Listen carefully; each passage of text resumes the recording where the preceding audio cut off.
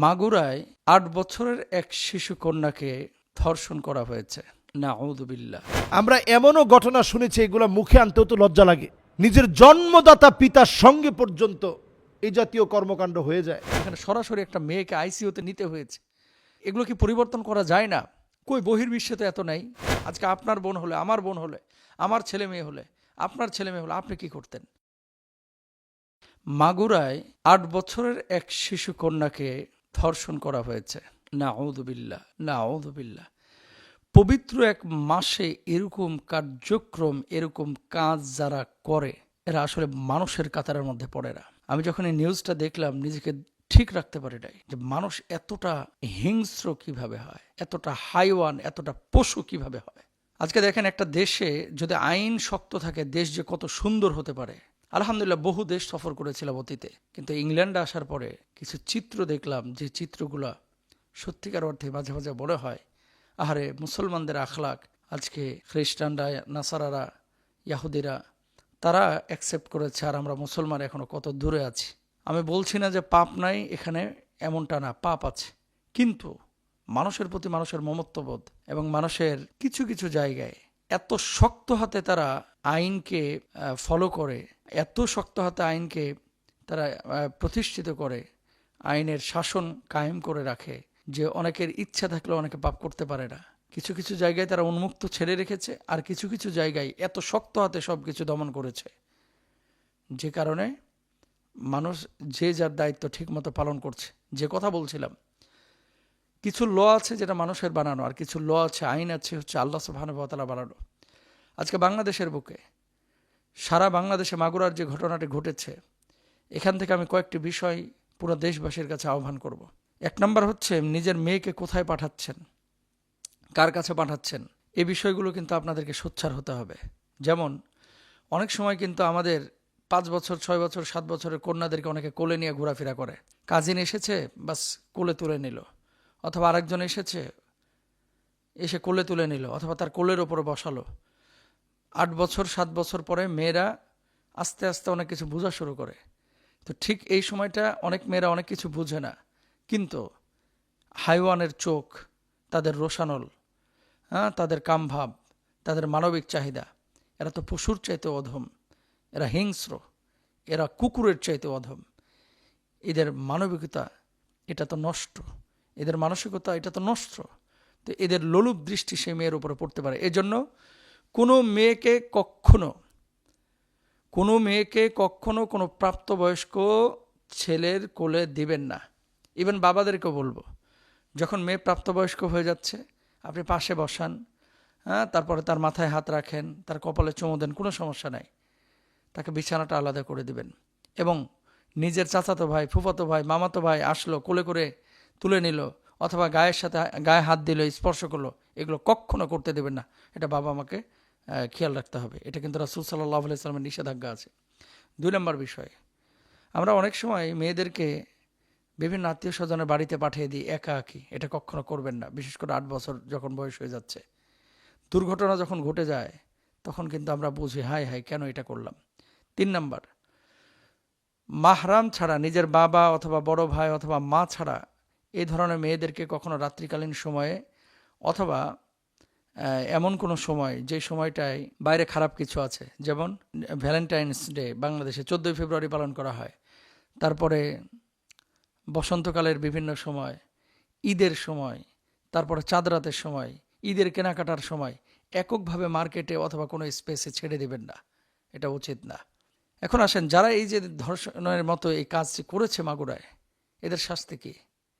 আল্লাহ সুবহানাহু ওয়া তাআলা যে শাস্তির বিধান রেখেছেন, এই শাস্তি যদি বাংলার জমিনে কায়েম করা হতো, সারা বাংলাদেশে বছরের পরে বছর চলে যেত, ধর্ষণ তো দূরের কথা, বাঁকা চোখে তাকানোর সাহস পাইত না। শাস্তি কি? এরা ফ্যাসাদ তৈরি করেছে। আর আল্লাহ সুবহানাহু ওয়া তাআলা এই ধর্ষকদের শাস্তি কোরআনুল কারীমে যারা ফ্যাসাদ তৈরি করে তাদের ব্যাপারে আল্লাহ সুবহানাহু ওয়া তাআলা নিজে বলে দিয়েছেন। 1 নম্বর, এদেরকে জনসম্মুখে নিয়ে এসে ডান হাত বাম পা, এরপরে বাম হাত ডান পা ক্রস করে কেটে দিতে হবে। এটা দায়িত্ব আপনার না, এটা দায়িত্ব হচ্ছে সরকারের, এটা দায়িত্ব হচ্ছে যারা নীতি নির্ধারক তাদের। আমরা বলবো এই মাগুরার এই জালেম যারা এই কাজগুলো করেছে এদেরকে পাকড়াও করে ধরে নিয়ে এসে বাইতুল মুকাররমের দক্ষিণ গেটে 0 পয়েন্টের কোনায় দাঁড় করিয়ে অথবা ঝুলিয়ে হাত পা এভাবে কেটে প্রকাশ্যে সমস্ত স্যাটেলাইট চ্যানেলগুলোকে দেখানো হোক এবং চ্যানেলগুলোতে লাইভ সম্প্রচার করা হোক। যে আজ থেকে ধর্ষণের শাস্তি বাংলাদেশে চালু করা হলো, সরকার চালু করে দিল, আইন পরিবর্তন করলো, হ্যাঁ, কোথাও সংশোধন করা লাগলে সংশোধন করলো, ডান হাত বাম পা, বাম হাত ডান পা ক্রস করে কেটে দেওয়া হবে। এরকম একটা আইন যদি কেউ কায়েম করত, এরকম একটা আইন যদি কেউ বাস্তবায়ন করত, ধর্ষণ তো দূরের কথা, সারা পৃথিবীর বুকে যেখানে এই আইনটা ইস্টাবলিশ হতো কেউ বাঁকা চোখে তাকানোর সাহস পাইত না। বারবার বারবার এই যে ধর্ষণ হয়, ভাই এমন কিছু অপরাধ আছে যেখানে সরাসরি একটা মেয়েকে আইসিইউতে নিতে হয়েছে। মানে এগুলো কি পরিবর্তন করা যায় না? কই বহির্বিশ্বে তো এত নাই।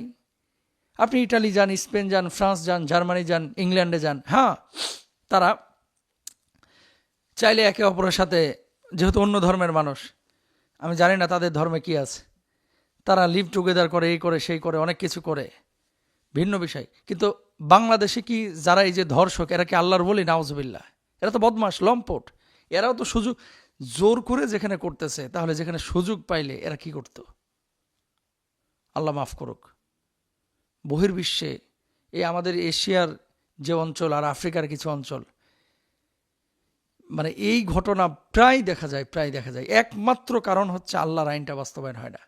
জেলের মধ্যে রাখে 30 বছর 35 বছর পরে ফাঁসি হয় না, জামিন হয়ে যায় না। কিছু অপরাধ, কেউ কাউকে ডিরেক্ট হত্যা করেছে, এরকম যদি হয়ে থাকে তাকে সরাসরি শাস্তি দেন। ধর্ষণ করেছে, আজকে আপনার বোন হলে, আমার বোন হলে, আমার ছেলে মেয়ে হলে, আপনার ছেলে মেয়ে হলে, আপনি কি করতেন? সুতরাং মাগুরার এই মানুষের পাশে সবার দাঁড়ানো উচিত। এবং যারা এই কাজ করেছে, আমরা সরকারের কাছে দাবি করব, প্রকাশ্যে এদেরকে ফাঁসিতে ঝুলান, এদের হাত পা ক্রস করে কেটে দেন, আর সব চ্যানেলগুলোতে দেখানোর ব্যবস্থা করেন। আন্তর্জাতিক বিশ্ব কি বলতেছে ও দেখেন না, অন্তত আমাদের দেশকে শুদ্ধ করার জন্য, ধর্ষণ মুক্ত করার জন্য, ধর্ষক মুক্ত করার জন্য 2-4টা ঘটনা এরকম ঘটানো উচিত। শাস্তি ক্রস করে হাত পা কেটে দেওয়া এবং তাদেরকে প্রকাশ্যে মৃত্যুদণ্ড কার্যকর করা। শুধুমাত্র একটা বছরের দর্শনের হিসাব যদি আপনি দেখেন, হাজার হাজার নারী যারা হয়তো ভুক্তভোগী, অনেকে বলতে পারে, অনেকে বলে না, অনেকে মামলা করে নাই, তার উপরে অন্যায় হয়েছে, ভয়ে সে এটা মেনে নিয়েছে। এই যে একটা ছোট্ট বাচ্চার উপরে যে অমানবিক আইয়ামে জাহিলিয়াতের বর্বরতার মতো করে যে বর্বরতা প্রকাশ পেয়েছে, এই প্রদর্শিত বর্বরতার বিরুদ্ধে কথা বলা, এটা সুশীল প্রত্যেকের জন্য আমাদের দায়িত্ব। সুশীলরা এইসব বিষয় নিয়ে কথা বলে না, এই বাচ্চার ব্যাপারে দাঁড়ানো, কথা বলা, এটা আমাদের প্রত্যেকের জন্য দায়িত্ব। সেই দায়িত্ববোধ থেকে বলি, বোনের বাসায় তো একটা বাচ্চা মেয়ে যেতেই পারে, বোনের বাসায় যাবে না, যাবে কোথায়? তবে প্রত্যেকেরই উচিত বাচ্চাদের ব্যাপারেও সজাগ হওয়া, কোনোভাবে যেন আমার বাচ্চাটা কোথাও গিয়ে, এই যে বয়সটা, এই যে 9 বছর, এই বয়সের বাচ্চা মেয়েদেরকে একেবারে চোখে চোখে রাখা। আমরা এমনও ঘটনা শুনেছি, এগুলো মুখে আনতেও তো লজ্জা লাগে, নিজের জন্মদাতা পিতার সঙ্গে পর্যন্ত এই জাতীয় কর্মকাণ্ড হয়ে যায়। পৃথিবীর ভিতরে আর কি বাকি আছে বলেন? নবী সাল্লাল্লাহু আলাইহি ওয়াসাল্লামের হাদিসগুলা আমরা পড়লে দেখি পৃথিবীর সময়টা একেবারে শেষ হয়ে গেছে। নবী আলাইহিস সালাতু ওয়াস সালাম সতর্ক করে বলেছেন, এই দুনিয়ার পরিস্থিতি এমন হবে, ইল্লা আলা হুসালাতিম মিনান নাস, দুনিয়ার ভিতরে মানুষ থাকবে, তাকালে মনে হবে চোখ আছে, নাক আছে, মুখ আছে, মানুষের অবয়ব আছে, কিন্তু আসলে মানুষ নেই। পৃথিবীর ভিতরে এখন মানুষের বড় অভাব, মানুষ খুঁজে পাওয়া যায় না। মানুষ অনেক আছে, চেহারাওয়ালা মানুষ আছে, টাকাওয়ালা মানুষ আছে, দৌলতওয়ালা মানুষ আছে, আখলাকওয়ালা মানুষ নেই। আহসানুকুম খুলুকা, সবচেয়ে সেরা হবে তারা যারা চরিত্রের দিক থেকে সেরা। যে লোকের চরিত্র নাই, ও কেমন মানুষ? আজকে আমরা দেখেছি, এটার জন্য অনেক ধরনের বিষয়কে কিন্তু আপনাকে বিবেচনা করতে হবে। অনেক সময় যে শ্বশুরের কথা আসছে, এরকম বৃদ্ধ বয়সে অনেকের স্ত্রী মারা যায়, এরপরে তাকে আর বিবাহ শাদী করানো হয় না। এটা সম্পূর্ণ শরীয়তের বিপরীত চল। আপনি বিবাহ শাদী করাবেন না কেন? তার সম্পদ আছে, এর চাইতে বড় কথা হচ্ছে তার শারীরিক সক্ষমতা আছে, একটা পুরুষের চাহিদা আছে। এই যে আমরা সামাজিকভাবে কত রকমের অপসংস্কৃতি আমরা চালিয়ে দিয়েছি। যেমন কোনো একজন নারী যদি তার স্বামী মারা যায়, তখন তিনি বিয়ে বসতে চান না, যে আমার এই সন্তানদের কাছে আমি মুখ দেখাবো কেমনে। অথচ শরীয়ত তার জন্য বিবাহটাকে কোনো নিষেধাজ্ঞার মধ্যে শরীয়ত নেয়নি। আপনার স্ত্রী মারা গেছে, আপনি স্বামী এখন একা থাকবেন কেন? আপনি বিয়ে শাদী করেন। সমাজে এটা সবচেয়ে কলঙ্কিত গুনাহের কাজ বলে মনে করা হয়। সন্তানরা মনে করে আব্বার কোনো চরিত্রই নেই। এই যে এখন যে অঘটনগুলো ঘটেছে, এই অঘটনগুলো কত মারাত্মক একটু চিন্তা করেন। এই রকম কোনো অন্যায় যখন হয়ে যাবে, আল্লাহর গজব ওই জনপদের জন্য অপেক্ষায় থাকে। শুধু নবীর উম্মত দেখে আল্লাহ তাআলা মাফ করতেছেন। হাদিসের ভিতরে আসছে, আল্লাহ পাক কিছু মানুষের দিকে কিয়ামতের দিন তাকাবেন না, কথা বলবেন না, দয়া দেখাবেন না। এর মধ্যে অন্যতম শাইখুন জানেন, যেই লোক বুড়া হয়ে গেছে, চরিত্র পাল্টায় নাই, বৃদ্ধ হয়ে গেছে, চরিত্র পরিবর্তন করে নাই, বৃদ্ধ হয়ে গেছে, আখলাক ভালো বানায় নাই, এমন লোকের দিকে কিয়ামতের দিন আল্লাহ তাআলা তাকাবেন না, কথা বলবেন না, দয়া দেখাবেন না। মাআযাল্লাহ, আল্লাহর কাছে আমরা পানাহ চাই। যেই ঘটনা হয়েছে মাগুরাতে, আমরা দৃষ্টান্তমূলক শাস্তি চাই। শুধু মাগুরায় না, অনেক জায়গাতে আমাদের ছোট বাচ্চারা অনিরাপদ। এক্ষেত্রে আমি বলবো, ছোট বাচ্চাদেরকে ছোটবেলা থেকেই হিজাবে অভ্যস্ত করেন, ঢিলাঢালা পোশাক পরান, প্যান্ট শার্ট পরানোটাকে একেবারে আপনি বন্ধ করে দেন। ঢিলাঢালা পোশাক পরিয়ে সবসময় নজরে রাখেন। খেলাধুলা কার সাথে করছে, কোথায় যাচ্ছে, প্রত্যেকটা বিষয় এই সময় খেয়াল রাখা উচিত।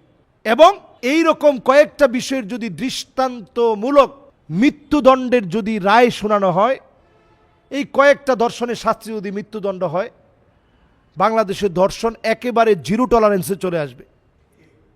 শুধু যদি কয়েকটা শাস্তি দেওয়া হয়, আমি বলবো অনতি বিলম্বে এই বিষয়টা খতিয়ে দেখে এই বিষয়ের জন্য তদন্ত করে শাস্তির আওতায় আনা হয়, এবং আমরা প্রত্যেকেই আমাদের বাচ্চার ব্যাপারে সজাগ থাকি, সচেষ্ট থাকি।